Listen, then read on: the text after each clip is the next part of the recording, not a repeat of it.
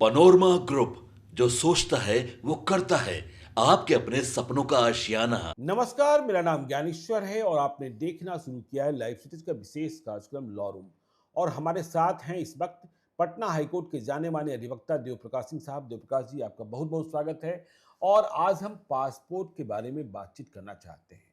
कहीं विदेश जाना हो और कहीं नौकरी के लिए भी विदेश जाना हो तो पासपोर्ट कितना आवश्यक हो जाता है। लेकिन पासपोर्ट बनाने की प्रक्रिया सरकार जितना सरल बनाती है, कभी कभी उतना ही जटिल हो जाता है। देखिए, जब पासपोर्ट के लिए हम अप्लाई करते हैं तो हमें यह बताना होता है, और ना भी बताएं तो जब पासपोर्ट ऑफिस से जो स्थानीय थाना है जहां हम रह रहे होते हैं, वहां तहकीकात के लिए, हमारे कैरेक्टर जानने के लिए, समीक्षा के लिए भेजा जाता है, तो मालूम यह होता है कि हमारे खिलाफ ये केसेस हैं, हमारे खिलाफ थाना में लंबित मुकदमा है, यहाँ है वहाँ है। कुछ ऐसी धाराओं के मुकदमे भी हैं जिनका कोई विशेष महत्व नहीं है। घर के मामूली झगड़ों का मुकदमा है, वित्तीय लेन देन का मुकदमा है, उसके विवाद का मुकदमा है, और इसके बाद पासपोर्ट नहीं बनता है। तो क्या जिनके खिलाफ केसेस होंगे, अभी कन्विक्शन नहीं हुए हैं और चार्जशीट भी सबमिट नहीं है, या चार्जशीट सबमिट हो गया, उनका पासपोर्ट नहीं बनेगा? पहला सवाल ये। और दूसरा, एक बिल्कुल और भी गंभीर समस्या आ रही है कि विदेश में नौकरी कर रहे हैं, हम घर आए, घर में कोई विवाद हो गया, पत्नी से ही विवाद हो गया, और एक नया मुकदमा मेरे मत्थे, पहले से मेरा पासपोर्ट बना था, उसी पासपोर्ट के आधार पर हम विदेश गए थे, लेकिन वापस आए, मुकदमा हुआ, और इसके बाद मेरा पासपोर्ट जो है वह रद्द हो रहा है। अब हमारी नौकरी भी जाएगी और विदेश में जो कुछ मेरा रखा पड़ा था वह भी हम वापस नहीं ला पाएंगे। ये दोनों सवाल, देवप्रकाश जी, आप जी, बताएं। जी। बड़ा ही समसामयिक विषय आपने कहा और जी। बहुत समस्याएं लड़के बच्चों को भी हो रहा है इस ढंग की बात जी। है। अब छोटे मोटे जितने कानून है, कुछ न कुछ केस तो किसी कहीं कुछ हो ही जाता है। बिल्कुल। अब केस जिसमें साल 6 महीना 2 साल का भी सजा है, वो सभी केस हो जाते हैं। हम्म। पर जो कॉमन मैंस लैंग्वेज है उसमें यह माना जाता है कि आरोप तो किसी पर कोई भी लगाया जा सकता है। जी। तो आरोप को हम लोग नहीं मानते हैं जब तक उस पर कोई कन्विक्शन, आरोप साबित ना हो जाए और सजा कोई मुकर्रर ना हो जाए, तब तक दोषी ना माना जाता है। जी। अपना ये भारत देश का कानून यही है कि केवल आरोप लगाने से कोई दोषी नहीं है, उसका कोई अधिकार नहीं हो, चाहे नौकरी में हो चाहे पासपोर्ट में हो। जी। पासपोर्ट में जो 1967 एक्ट है उसमें है कि सेक्शन 5 में अप्लाई करते हैं, अप्लाई करने के बाद सेक्शन 6 में उनको रिफ्यूज करने का पावर दिया गया है। पासपोर्ट अफसर को। तो रिफ्यूज में यह कहता है कि अगर आप कहीं से कन्विक्टेड हैं, जी। 2 साल से ऊपर कोई सजा अगर आपको कभी हो गई है, कन्विक्शन है, तो कोर्ट आपको परमिट करेगी तभी पासपोर्ट आपको दिया जाएगा। जी। लेकिन अगर आपके ऊपर कोई ऐसा केस चल रहा है, कोर्ट में प्रोसीडिंग में मामला चल रहा है, तो भी थाना में भेजेगा, थाना में तो आ जाएगा कि भाई आपका फलाना केस चल रहा है। तो नॉर्मली जो पासपोर्ट ऑफिस में आजकल मैकेनिकल टाइप के ऑफिसर बहुत हो गए हैं, जी। जबकि एक्ट में यह लिखा हुआ है कि to the satisfaction of the authority, मतलब उनको लगे कि दिया जाए कि ना दिया, मतलब हर जगह एप्लीकेशन ऑफ माइंड है। जी। लेकिन वो क्या करते हैं, थाना से कुछ आया सीधे रोक के बैठ जाएंगे, कहेंगे नहीं हम पासपोर्ट इशू नहीं कर सकते। आप आपको बता दें कि पासपोर्ट को लेकर के एक मेनका गांधी वाला केस 1978 में हुआ था, 1978 में। 1978 में। जी। वो सबसे लैंडमार्क जजमेंट है Bharat supreme court of India का, जी। जिसमें बहुत सारा चीज डिसाइड हुआ था। उसमें उन्होंने यह भी कहा था कि एडमिनिस्ट्रेटिव एक्शन भी जुडिशियल रिव्यू के दायरे में आता है। अच्छा।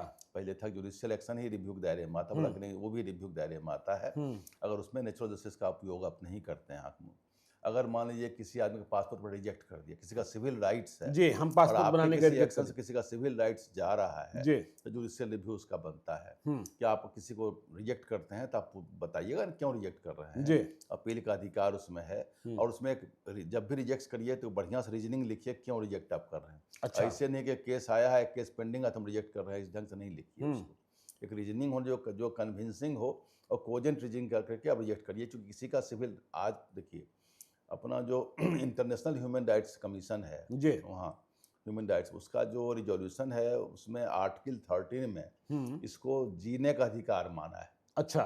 ट्रेवल का अधिकार, जो क्योंकि अगर आप नहीं जाएंगे बाहर, बिल्कुल, पढ़ाई लिखाई नौकरी, जी, पहले तो लोग साइकिल से 2-3 कोस जाता था, अब तो देश से बाहर भी हर घर का बच्चा जा रहा है। बिल्कुल, पढ़ाई दवाई कमाई कुछ भी कर लो। सब कुछ जी, एक्सपोर्ट सब भी, और नहीं जाए तो डेवलपमेंट ही बंद जी, हो जाए। बिल्कुल। आपके पास इतने सामान होंगे, आधा हजार सामान तो फॉरेन से आए हुए होंगे। जी। तो ये मैं बताना चाह रहा हूँ, अब बिना फॉरेन गए अगर फॉरेन जाने को आप रोक देते हैं, अब्रॉड जाने से, तो उसके जीने के अधिकार को आप छीन रहे हैं, राइट टू लाइफ आप छीन रहे हैं, जो फंडामेंटल राइट। बिल्कुल। और किसी के फंडामेंटल राइट का हनन करिएगा तो वो तो जो कॉन्स्टिट्यूशनल कोर्ट है, हाई कोर्ट, सुप्रीम कोर्ट जाएगा ही जाएगा। जी। और उसमें हाई कोर्ट, सुप्रीम कोर्ट ने कई एक केसेज में कहा है कि एक उसमें इनका आया, नोटिफिकेशन भी आया है 2019 में, उसमें भी यह आया है कि जब तक कोर्ट ने स्पेशली नहीं लिखा है कि इनका पासपोर्ट सीज कर लीजिए, जी, तब तक पासपोर्ट नहीं रोकिए। लेकिन यह है कि उनके लॉ में लिखा हुआ है कोई केस अगर पेंडिंग होगा तो भी नहीं देना है। सेक्शन 2F में अच्छा लिखा हुआ है कि अगर कोई केस पेंडिंग है तो इनको पासपोर्ट इशू नहीं करना है। तो कोर्ट से जाके परमिशन ले लीजिए। कोर्ट उसे केस में अंडरटेकिंग मांगेगी आपसे। अच्छा, कि आपको ट्रायल में जब जरूरत होगा और आपका व्यक्तिगत उपस्थित होने की जरूरत होगा, बीच में तो आपको वकील या अनुसंधान में भी जरूरत हो। हाँ, अनुसंधान तो कोर्ट में उतना हो जाता है, अनुसंधान बिल्कुल। हो जरूरत है भी नहीं। जी, बोला अगर जरूरत पड़ती है तो आपको उसमें कोऑपरेट करना होगा, ये अंडरटेकिंग बना के आप दे दीजिए। तो वैसे केसेज में 1 साल का देते हैं पासपोर्ट ये लोग। 1 साल का नॉर्मली जो पासपोर्ट इशू होता है 10 साल 10 साल का जी, issue बिल्कुल। होता है। लेकिन स्पेशल केस में ये लोग 1 साल देते हैं, बाद में रिन्यूअल करते रहते हैं उसका बैठ के। लेकिन यह भी कई एक केसेज में हाईकोर्ट ने कहा है कि आप 1 साल क्यों देते हैं, 10 साल दीजिए। जब उसने कॉपरेशन अंडरटेकिंग लिख करके दे दिया तो आप दे दीजिए। और स्पेशली जो आपने चर्चा किया मैरिज वाले केस में, जी, बिल्कुल। अब मैरिज वाले केस में आप अगर शादी कर लिए जी, और हस्बैंड के प्रजाति में आते हैं तो आप एक पहले से ही गुनहगार हो गए। क्यों? प्रिज्यूम्ड गुनाह, आज जो देश का कानून है जी, उसमें आप गुनहगार हैं, क्योंकि कमा के आप ही को देना है। उनके ऊपर कोई ड्यूटी नहीं है, बिल्कुल, कोई कर्तव्य नहीं है। जी। किसी के पत्नी के ऊपर कोई कर्तव्य नहीं है। उनका भी कोई, देखिए पति पत्नी दोनों का कर्तव्य से समाज चलता है। अगर मनुस्मृति को भी लीजिएगा तो गृहस्थ जीवन में दोनों का कर्तव्य बंधा है कि उनका ये कर्तव्य है, उनका ये कर्तव्य है। पति का काम है पालन पोषण करना, उनका काम है गृहस्थ घर देखना। अब है उनके कर्तव्य को जीरो कर दिया आज का कानून जो है। बिल्कुल। और आपका है कि आप चोरी करिए, पॉकेटमारी करिए, रिक्शा चलाइए, जहां करिए, लेकिन अपने पत्नी को पालिए। जी, कहीं से हो। आपने मनुस्मृति की बात कर दी, जय भीम वाले आपकी निंदा करने लगे हैं। नहीं, हम तो कोड ऑफ कंडक्ट जो लाइफ पर जय भीम वाले समय क्या लेना देना है। जी, हम तो चूंकि लॉ में बहुत सारे लॉ में पुराने शास्त्र से निकाला गया है। और पत्नियों के ऊपर जो है, अगर दोनों लड़का लड़की पढ़ा लिखा है तो किस बात का कहते हैं लड़का ही कमा के पैसा देगा। ऐसे बहुत सारे केसेज आए हैं कि लड़का लड़के का सैलरी बराबर है, कहीं कहीं लड़की का ज्यादा है, तब भी कहता हमको देना चाहिए पैसा। जी, एक आध केस में एक सिक्योरिटी गार्ड आया था हमारे पास, उसका 10-12 हजार सैलरी है और कोर्ट ने आदेश किया 10,000 महीना दे दीजिए उसको। अच्छा, 12,000 रुपया सैलरी है, 10,000 रुपया पत्नी को दे दीजिए। अब कहाँ से रहेगा, कहाँ से खाएगा, कहाँ से जिएगा। सोचिए। कोर्ट भी तो हमारे यहाँ का भगवान का दिया, वो भी तो ह्यूमजिकल डिसीजन लेता है खूब कसकर। जी, अब वो दौड़ते रहे, क्रिमिनल डिवीजन में जाए, वहां जाए, इधर जाए, वकील साहब का खर्चा देखे, वहां जीना मुश्किल। इस ढंग का ही कानून होता है कि भाई पति अगर हो गया तो उसको प्रिज्यूम्ड गुनहगार आप मान लिए, उसको ये देना है वो देना है, और उसके ऊपर एक लगा दिए कोई भी कानून। अभी एक सीनियर सिटीजन एक्ट वाला एक केस हम देख रहे थे सुप्रीम कोर्ट का, कल का ही है, पटना का ही केस है।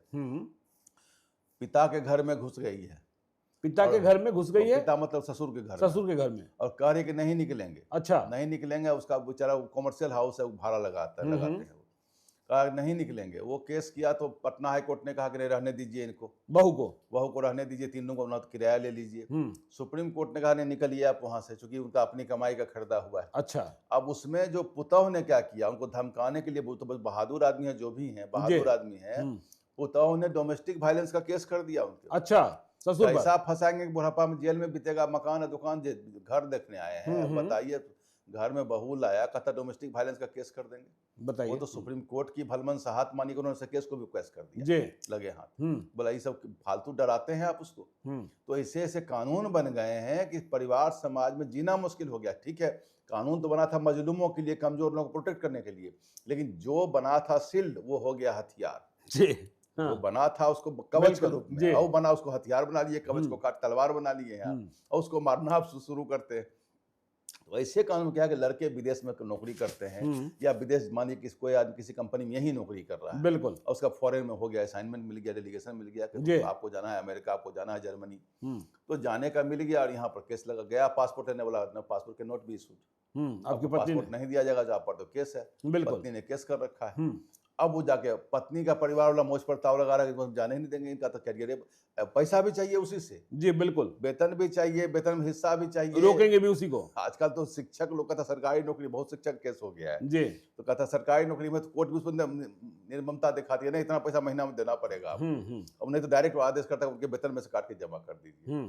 तो ऐसे हालत में क्या हो रहा है कि अब वो लड़का को कह रहा है कि जहाँ विदेश जाएगा नौकरी छूट जाएगी उसकी, बिल्कुल, और जाने के लिए जा रहा था पासपोर्ट नहीं मिल रहा है। तो कई केसेस में बहुत काउंटलेस केस है इसमें, हाई कोर्ट मध्य प्रदेश में, पटना में, दिल्ली सुप्रीम कोर्ट में कितने केसेज में कहा गया है। अभी एक विशाल साहब versus Monalisa Gupta supreme court का एक रिपोर्टेबल जजमेंट आया था, बिल्कुल, उसमें भी कहा गया था, मेनका गांधी वाले केस का जिक्र किया गया है उसमें, और उसमें भी कहा गया कि इस ढंग जो मैरिज वाला केस है उसमें आप इस ढंग के काम को मत करिए, किसी का पासपोर्ट आदि मत लो कि अगर अंडरटेकिंग बना के आपको दे देता है जी, और उसके रिक्वायरमेंट पर्सनल अपीयरेंस, उसका घर है, परिवार और लोग है तो कर ही रहा है ना। पूरे परिवार में झगड़ा किसी एक से हुआ, पूरे फैमिली का नाम डाल दिया, जी, तो सब पर तो केस है ही ना, बिल्कुल, तो पूरे फैमिली में जिसका उस परिवार से कोई रिश्ता है उसका भी नाम डाल दिया, नाम पड़ गया, पासपोर्ट होकर रुक जाएगा। तो इस ढंग के चीज तो हो रहे हैं। नहीं, हम एक और समझना चाहते, देखिए आपने विवाह की बात कर दी, लेकिन हम जब बिहार में रहते तो शराबबंदी की बात कैसे नहीं करेंगे। देखिए हम विदेश में नौकरी कर रहे थे, मेरे पास पासपोर्ट था, हम बिहार आए और हम शराब पीते पकड़ लिए गए, शराब पीते पकड़ लिए गए, जेल भी गए, जेल से जमानत भी मिल गई। अब हमें विदेश जाना है, किसी ने पासपोर्ट ऑफिसर को बता दिया, थाने वाले ने ही खबर कर दिया कि इनके खिलाफ तो मुकदमा हो गया है, क्या मेरा पासपोर्ट बना रहेगा या पासपोर्ट इस आधार पर भी कैंसिल हो जाएगा? देखिए अगर पासपोर्ट तो केवल पुलिस भी सीज कर लेती है, पुलिस भी सीज कर लेती जबकि है, पुलिस को सीज करने का पावर पासपोर्ट का नहीं है, कोर्ट जब तक कोर्ट का आदेश नहीं है तो पासपोर्ट अपने आप में कंप्लीट एक्ट है, 1967 का जो एक्ट है वो कंप्लीट एक्ट है, उसमें ऑलरेडी इम्पाउंडिंग पावर दिया हुआ है सेक्शन 10 में, तो उसके तहत हो सकता है। जब तक कोई कोर्ट से आदेश नहीं है इम्पाउंडिंग और सीजर उसका नहीं हो सकता, पहली बात। नंबर 2 बात, फ्रेश पासपोर्ट अगर किसी आदमी के ऊपर लीकर का भी केस है, प्रोहिबिशन वाला मामला का केस है, तो उनको भी दिक्कत होगी, उनको भी दिक्कत होगी जो केस है, लेकिन अच्छा, वो भी अंडरटेकिंग देके वो भी इशू करा सकते हैं। अब एक आठवां हाईकोर्ट से अगर आदेश उसमें आ जाए कि भाई इन चीज़ों के 10 साल को देते रहिए सबको पासपोर्ट, क्योंकि इस ढंग की बात आज के ज़माने में पासपोर्ट को जब ह्यूमन राइट्स में माना जा रहा है, इंटरनेशनल ह्यूमन राइट्स में, कि ये जीने का अधिकार है, ये लाइवलीहुड जीविका का अधिकार, तो इस हालत में अगर बाहर जाने को किसी का अधिकार आप छीन लेते हैं तो उसका तो जीने का अधिकार आप छीन लिए, बिल्कुल, और उसका जीविका का अधिकार आप छीन लिए। इन बातों पर थोड़ा देखिए होता क्या, उसमें अपील का प्रोविजन भी है, एप्लीकेशन ऑफ माइंड सब जगह सिस्टम में दिया हुआ है, लेकिन कोई अब सोचता हम क्यों अपने दिमाग लगावे, कल हमारे ऊपर क्वेश्चन हो जाएगा, जाने दो सबको कोर्ट में। अब कोर्ट कोर्ट के भीड़ लगी हुई है, कोर्ट कहता है सब कुछ कोर्ट से आदेश आएगा तभी करे, हर बात के लिए कोर्ट का आदेश चाहिए, बिल्कुल, जो काम इजीली हो सकता है एक्सिक्यूटिव लेवल से वो काम के लिए लोग कोर्ट जाना पड़ रहा है। लेकिन पासपोर्ट वाले में पेंडिंग, लेकिन कोर्ट में अंडरटेकिंग देकर के आप परमिशन लेकर के पासपोर्ट इशू करा सकते हैं, उसमें कोई दिक्कत नहीं है। उससे भी दिक्कत तो हाईकोर्ट आदेश करेगा 10 साल का भी मिल जाएगा आपको, कोई दिक्कत। चलिए, तो देखिए आपने समझा कि यदि आपके खिलाफ केस है तो पासपोर्ट बनेगा कि नहीं बनेगा, नियम क्या कहता है, कानून क्या कहता है, और दूसरा यह भी समझा कि आप विदेश में नौकरी कर रहे हैं, छुट्टियां मनाने आप भारत आए हैं, और छुट्टियां मनाने के दौरान यदि आपके खिलाफ कोई मुकदमा हो गया तो क्या पासपोर्ट रद्द हो जाएगा। और बिहार के संदर्भ बोले पत्नी से झगड़ा ना करें, कहीं झगड़ा जब आवे बाहर से झगड़ा वगड़ा ना करें, आप पत्नी से झगड़ा ना करें, बहुत कीमती और ब्रांडेड सामान दिखाएंगे लोग, जलन से भी केस मुकदमा कर देते हैं, बहुत कीमती और ब्रांडेड सामान दिखाएंगे तब भी मुकदमा हो जाएगा। और हमने यह भी समझाने की कोशिश की कि शराबबंदी है बिहार में, यदि शराब पीते पकड़े गए या शराब का कोई मसला लग गया तो क्या आपका पासपोर्ट बनेगा या पासपोर्ट रद्द होगा। तो आप देखते रहिए लाइव सीरीज को। यदि अब तक आपने हमारे YouTube चैनल लाइव सीरीज को सब्सक्राइब नहीं किया है तो जरूर कर लीजिएगा, और यदि इस वीडियो को आप फेसबुक पेज के माध्यम से पेज को लाइक कीजिएगा, हैंडल एक्स पर भी हमें फॉलो कीजिए। धन्यवाद।